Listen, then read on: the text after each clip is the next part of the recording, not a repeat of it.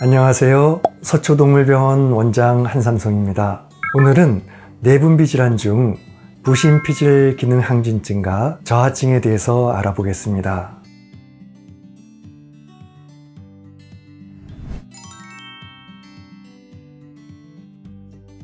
부신은 반려견의 양쪽 신장 윗부분에 위치해 있는 내분비 기관으로 생명 유지에 중요한 호르몬을 분비하는 내분비선입니다.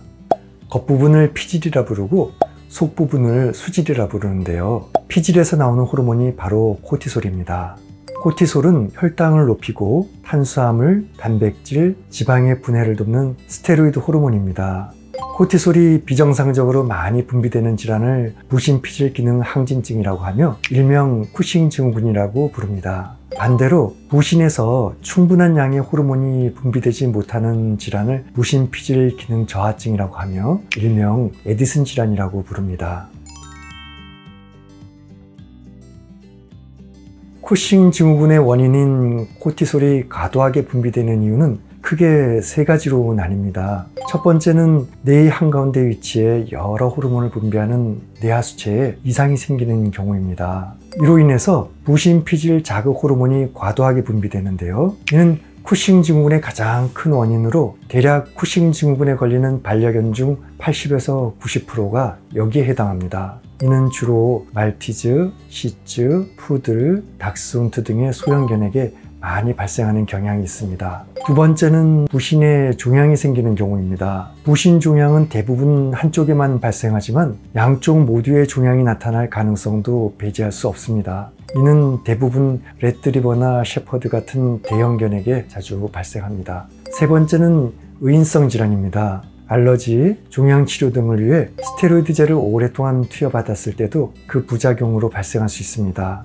따라서 반려견이 장기간 복용하는 약물이나 연고가 스테로이드 성분을 포함하고 있는지 꼭 확인해 봐야 합니다. 에디슨 질환의 원인도 세 가지로 나뉩니다. 첫 번째는 뇌하수체에 종양이 발생하는 경우입니다. 이 경우에 적절한 신호를 부신해 주지 못하여 에디슨 질환이 발생하기도 합니다. 두 번째는 자가면역 질환에 의하여 부신에 손상이 일어나는 경우입니다.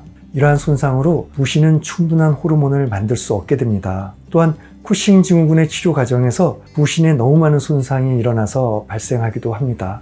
세 번째는 의인성 질환입니다. 고용량의 스테로이드 약물을 복용하거나 아주 오랜 기간 복용하다가 약물을 갑자기 멈추게 됨으로써 발생할 수 있습니다.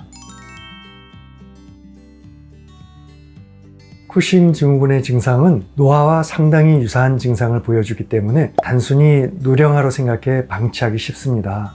다양한 합병증에 걸릴 수도 있는 무서운 병인 만큼 평소에 반려견을 세심히 살펴보는 게 중요한데요. 대표적인 쿠싱 증후군의 증상은 다음과 같습니다. 다음, 다뇨, 식욕 증가와 함께 덥지 않은 환경에서 움직이지 않았는데도 호흡을 가쁘게 몰아쉽니다. 무기력증으로 전신 근육이 약해지고 체중도 늘어나며 특히 배 부위에 살이 찌기 시작해 배가 올챙이 배처럼 부풀어 오르기 시작합니다. 피부가 얇아지며 등을 따라 대칭성 탈모가 생기고 세균, 곰팡이 감염으로 인한 만성 피부병이 발병합니다. 에디슨 질환의 증상은 심혈관계나 대사계, 면역계가 제대로 기능하지 못해서 초기에는 식욕 감소, 설사 및 혈변, 구토, 체중 감소, 소변량 증가, 통증, 근육 경련과 우울증에 걸린 것처럼 힘이 없습니다. 심각할 경우에는 저혈압성 급성 쇼크가 올 수도 있는 데다 칼륨 상승으로 인한 급격한 심박저하로 생명을 잃을 수도 있습니다. 이 외에도 탈모, 탈수 등의 증상을 보이기도 하는데요.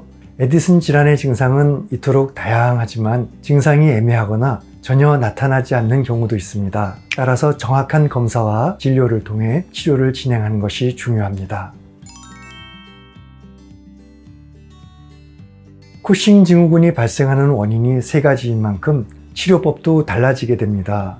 첫 번째는 뇌하수체에 이상이 생긴 경우 호르몬 양을 줄여 정상 수치로 만드는 약물 치료가 필요합니다. 주기적으로 호르몬 검사를 해서 약물의 용량을 조절해야 하는데요. 평생 약을 시간에 맞춰 먹으며 관리해야 합니다. 약을 꾸준히 주지 않으면 악화하여 다양한 합병증이 생길 수 있으니 주의해야 합니다. 두 번째는 부신에 문제가 생긴 경우 수술을 통해 부신에 있는 종양을 제거해야 합니다. 하지만 이미 종양이 부신 주변의 혈관에 전이된 경우에는 먼저 약물 치료를 해야 할 수도 있습니다. 세 번째는 스테로이드성 약물이 문제인 경우 약물을 줄여야 합니다. 갑자기 끊으면 위험할 수 있기 때문에 알러지나 종양 등으로 인해 장기간 스테로이드를 복용하고 있었다면 증상이 개선된다고 해서 보호자가 임의로 약을 중단하지 말고 수의사의 지시에 따라 차츰 줄여나가야 합니다.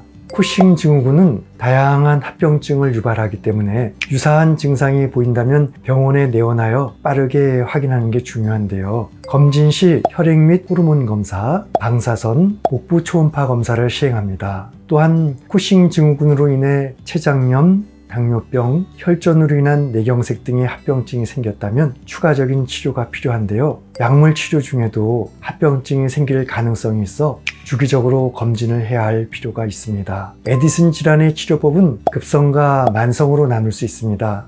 급성 질환일 경우에는 염화나트륨과 덱사메타손 또는 프레드니솔론으로 저혈압과 저혈량증을 교정하고 빠르게 작용하는 글루코코티코이드를 투여하여 탄수화물과 단백질의 대사를 조절하며 중탄산 칼슘으로 전해질 불균형과 산증을 교정합니다. 만성질환일 경우에는 DOCP라는 주사치료를 받는데 조절이 잘 된다면 치료 예후는 좋은 편입니다. 한 달 간격으로 주사치료를 받으면서 정기적으로 검사를 받는데 겉으로 보이는 임상 증상을 체크하고 혈당이나 전해질 수치를 포함한 혈액 검사를 하게 됩니다.